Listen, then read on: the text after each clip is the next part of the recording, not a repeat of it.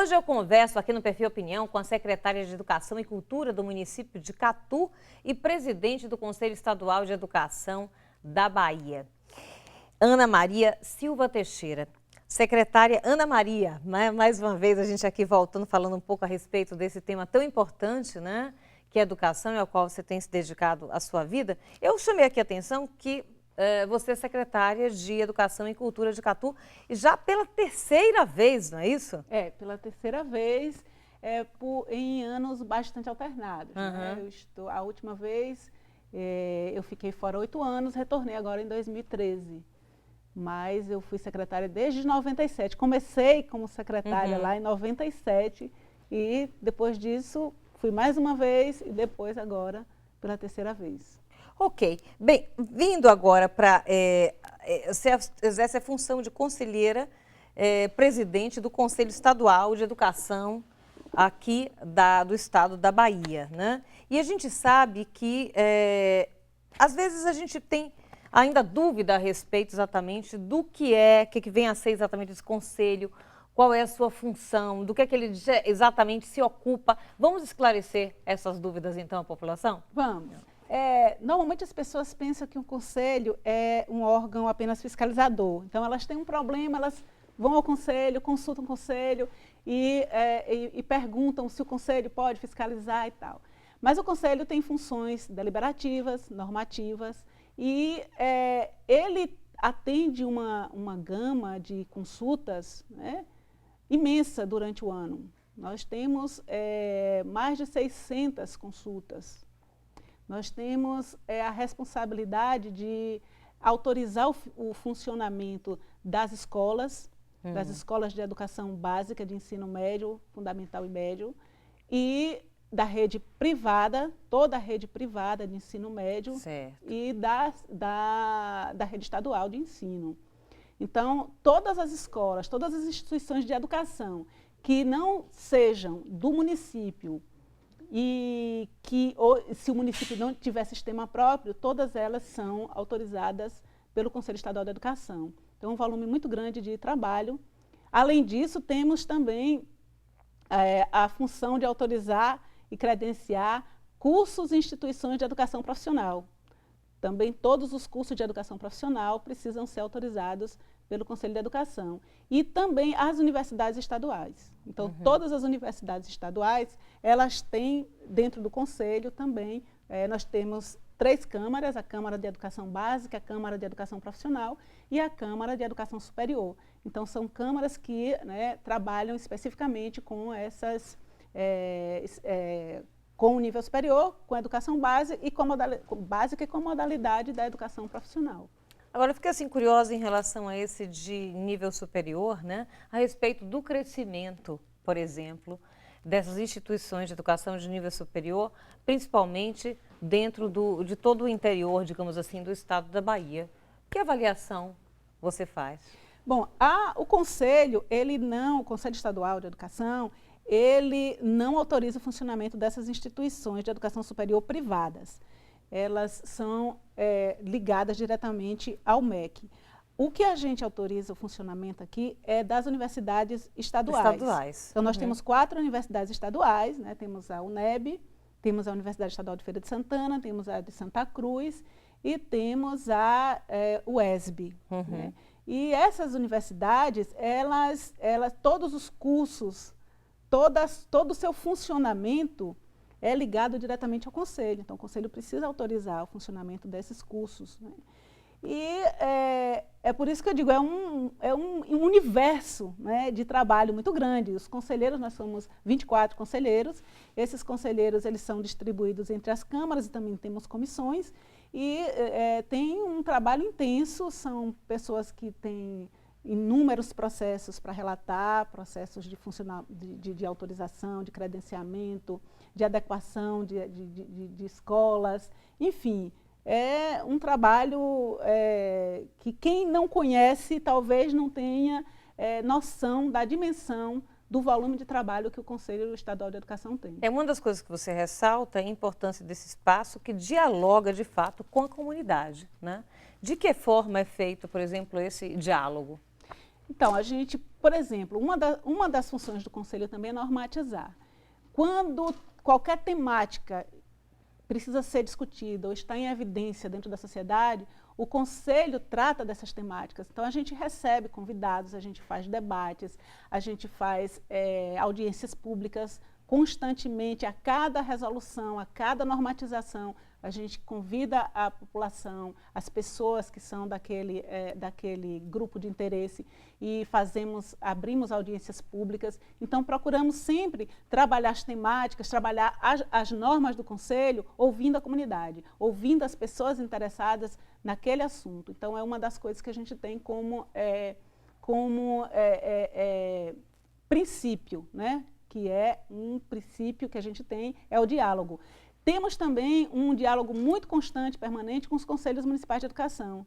Então, a cada ano, o Conselho Estadual ele se reúne num determinado município da Bahia. Geralmente, a gente escolhe um município, os municípios se candidatam, e a cada ano a gente vai para uma localidade, e nessa localidade a gente reúne os conselhos municipais, a gente convida todos os conselhos municipais de educação da Bahia, os secretários municipais de educação também, e fazemos um debate e levamos temáticas que são do interesse comum, né, do interesse comum da área educacional, e fazemos esse diálogo. Esse ano agora, por exemplo, de 2015, nós fomos a Jacobina. Foi um evento muito grande, né, que reuniu não só a região, mas tem gente que vem de todas as áreas da Bahia, eles vão. Então, temos esse diálogo mesmo, direto, tanto com os conselhos municipais, quanto com a sociedade de maneira geral, discutindo as questões que são relevantes, que são atuais, né, na educação. Quais são as questões mais levantadas, por exemplo, quando vocês têm um encontro como esse? Olha, normalmente, funcionamento de conselho, papel do conselheiro, como esse conselheiro precisa trabalhar. Trazem muitas questões também com relação à temática de o que é qualidade da educação, né? Como melhorar a educação. Então, as angústias geralmente são as mesmas, né? É como funcionar, como trabalhar, como ajudar o conselho. Os conselhos perguntam sempre e querem sempre dialogar, porque eles, nesses momentos, eles se sentem mais fortes quando eles se juntam, porque eles têm as mesmas questões, os mesmos problemas, né? Então, a gente leva palestrantes que tratem de temáticas, geralmente são muito variadas, porque a cada ano a gente vai vendo qual é a demanda daquele ano, né? Normalmente, de um ano para outro, as pessoas já dizem, vamos tratar de tal assunto no próximo ano. Então, a gente faz um apanhado, uma pesquisa, a assessoria de comunicação do Conselho, ela entra em contato também muito com os municípios e, às vezes, ela vai detectando quais aquelas temáticas que são mais relevantes. Bem, uma outra função, digamos assim, uma outra ocupação do próprio Conselho também é normatizar a educação do Estado da Bahia. Né? Então, dentro dessa normatização, vamos falar um pouco dessas novas resoluções, assim, para a gente ficar conhecendo também? Nós temos a resolução mais atual, a última que foi publicada agora, vou começar pela última, né, que é a mais atual. Agora, recentemente, foi publicada uma resolução que trata do ensino da arte, da música, né, como conteúdo curricular obrigatório nas escolas.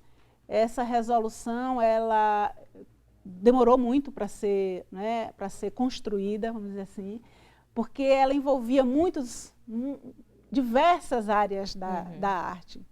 Então, nós começamos com os músicos, começamos discutindo com os músicos, fazendo reunião com os músicos e para ver como a música poderia, né, entrar na escola, já que para ser professor precisa ter licenciatura. E muitos músicos não têm. E em todos os lugares também não tem músicos. Então, como é que a gente poderia fazer isso? Então, começamos com essa discussão com os músicos. Daí, nós fomos para outras discussões com outras áreas artísticas. E acho que é um movimento que tem se ampliado, porque depois que a música conseguiu se firmar como conteúdo obrigatório na área de arte, as outras áreas também têm se mobilizado, né? E nossa resolução, inclusive é uma resolução avançada, porque nós já contemplamos essas outras Sim. áreas artísticas, nós contemplamos a área de dança, a área de artes visuais, a área de teatro. Então, a gente conseguiu já trazer para essa resolução uma antecipação, né, daquilo que virá, que com certeza virá, porque há uma mobilização muito grande dos artistas, e dos artistas e dos arte-educadores, que os arte-educadores têm lutado muito para que o conteúdo da arte seja de fato um conteúdo assegurado dentro do espaço escolar. Então, a resolução aqui da Bahia, eu acho que ela é uma resolução bastante sintomática nisso. Nós ouvimos as universidades, as escolas de arte das universidades, os arte-educadores, foi construída de forma bastante coletiva, de forma que todos puderam se manifestar e se posicionar. Então, é uma resolução que eu acredito que ela revoluciona muito o ensino da arte nas escolas. Agora, temos problemas, né? Muitos problemas, inclusive... Há exemplos relacionados a essa resolução, sim. né? Essa resolução não. A questão da arte na escola, do ensino da arte. Sim. Problemas que são problemas estruturais. Espaços adequados, né? Precisa ter espaço na escola que trate a questão da arte, sala de arte, ou espaços que deem possibilidade dos estudantes desenvolverem, né?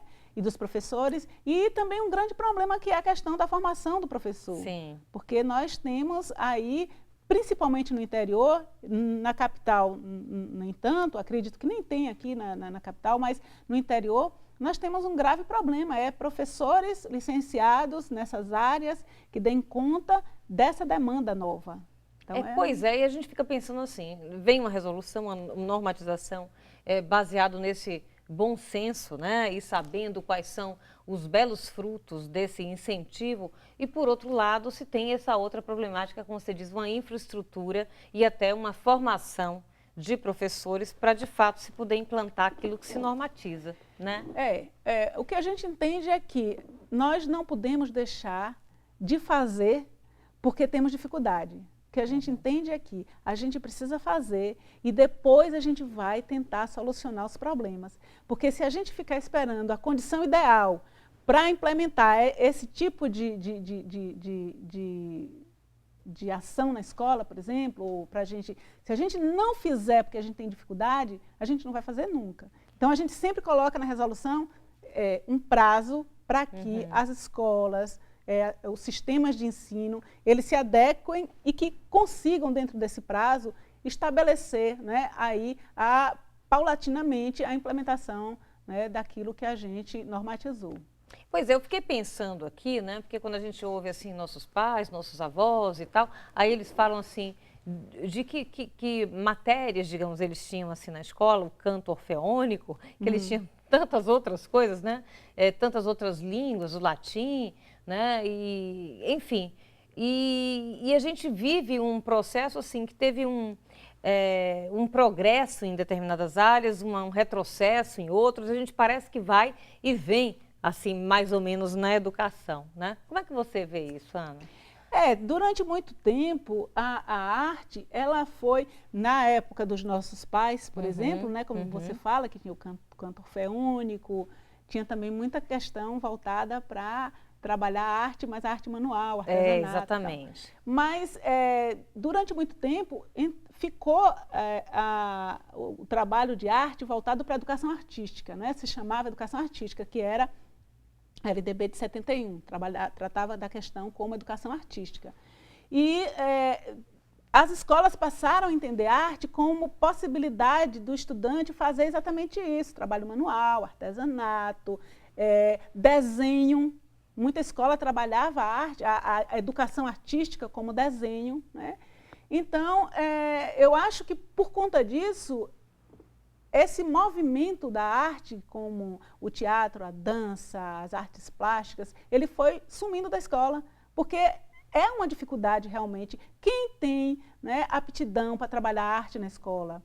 Qual professor? Normalmente ficava assim, o professor que tinha mais aptidão, o professor que tinha mais talento, era aquele que tratava mais da arte na escola. Então, o que está acontecendo hoje é uma tentativa de profissionalizar isso, de colocar a arte como central da centralidade à arte no processo de aprendizagem, no processo de crescimento, no processo de desenvolvimento humano pleno. Sim. Porque a gente sabe que precisa desses. A arte ela é essencial para o desenvolvimento pleno, né, do ser. Então, está se tentando resgatar isso, né? Então, a arte hoje ela é conteúdo, ela é componente curricular obrigatório em toda a educação básica, não mais em algumas séries, ela é em toda a educação básica. E dentro dessa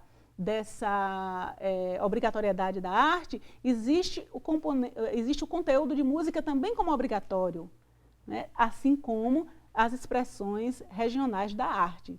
Então, as escolas precisam se apropriar disso, porque hoje, sim, é obrigatório. Toda a escola tem que trabalhar música. A maneira que ela vai trabalhar música depende do seu projeto político-pedagógico. Ela pode fazer um coral, ela pode ter aula de música, ela pode ter aula de instrumentos, ela pode variar como, né, contanto que a música esteja presente, assim como o conteúdo das expressões regionais da arte.